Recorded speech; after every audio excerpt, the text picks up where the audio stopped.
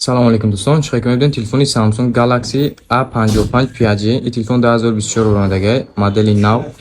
این تلفن 8 پیکسل 28 کامera داره. 50 مگاپیکسل کامera 5000 mAh باتری که. سلفی کامera 32 مگاپیکسل отпечаток палец در روشه. اکرانش 120 Hz کار میکنه. نرخش 8 پیکسل 28 دیگه 33000 روبل. اون تمام گرفتگی از میبینیم که پدرکش میوره. تقا بگی. تقا بگی. رود نمیاد.